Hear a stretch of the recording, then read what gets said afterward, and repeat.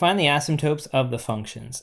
All right, for example, a here, we have a rational function where the denominator is x squared minus 9x plus 14. If we want to find the vertical asymptotes of that rational function, we have to set that denominator equal to 0. So let's go ahead and do that. X squared minus 9x plus 14. So we'll set it equal to 0 and solve, and that will give us the vertical asymptotes. So this is factorable, this trinomial, because we're looking for factors of 14 that will add to give us 9. Those would be 2 and 7, so it'll be x and x. Because it's positive on the right, it's going to be 2 of the sign on the left. That means 2 negatives, and then factors of 14 that add to 9 are again 2 and 7. So we're going to end up with x minus 2 is equal to 0, and x minus 7 is equal to 0, and that means that x is equal to 2, or x is equal to 7. Both of these are therefore our vertical asymptotes. All right, let's find the horizontal asymptotes if there are any. So to look at the horizontal asymptote, you have to consider the ratio of the leading terms here, and basically look at the degree of those terms. I can see here that the numerator is higher in degree than the denominator by exactly 1. This is going to translate to this rule over here, which says if n is equal to m plus 1, then the asymptote is y equals to the quotient when you divide the two polynomials.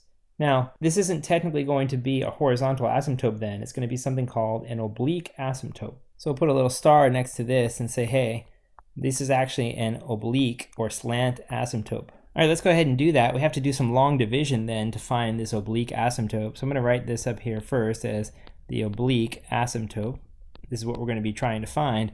To actually work it out, we actually have to divide the denominator into the numerator and just take the quotient that results. We don't care about the remainder, just the quotient, right? So x squared minus 9x plus 14 has to be divided into x cubed plus 1. I'm leaving some space because we have some missing terms, right?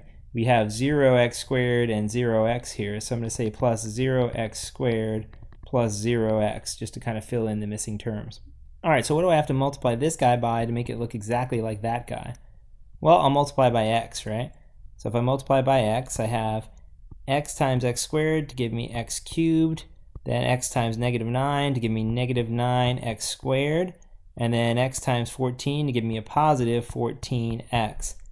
Then the rule says draw a line and change the signs, right? For each of these terms.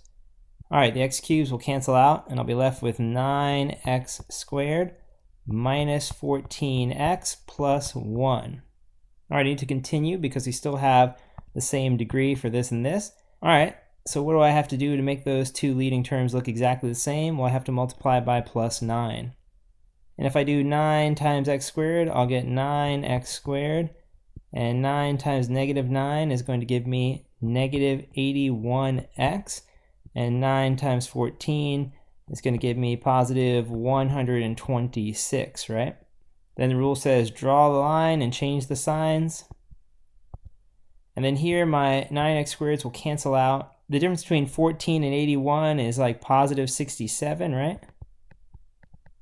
And then we have negative 125. I actually don't care about this remainder. It doesn't matter to me. So who cares about the remainder? I only care about that quotient. That means my oblique asymptote is going to be y is equal to x plus 9, which is our quotient. Okay, so there are the asymptotes for function A. All right, let's go ahead and take a look at the function in example B. First thing we want to do is find the vertical asymptotes. For the vertical asymptotes, we simply set the denominator equal to 0. We can factor out a common factor of x here. And then we can set those factors separately equal to 0. So we have one solution here, x equals 0, and then finally x is equal to 1. So we have two vertical asymptotes. Now for the horizontal asymptote, we want to look at the ratio again of those leading terms and consider the degrees. So it looks like the numerator has a higher degree than the denominator, but it's not by just 1, it's higher by 2, right? So x to the 4th has a degree of 4, while x squared has a degree of just 2. So the polynomial on top of this function has a degree that's higher than the bottom by more than 1.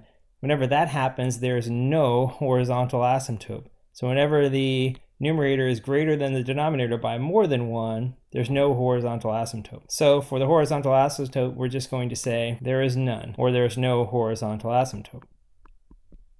All right, and that's it.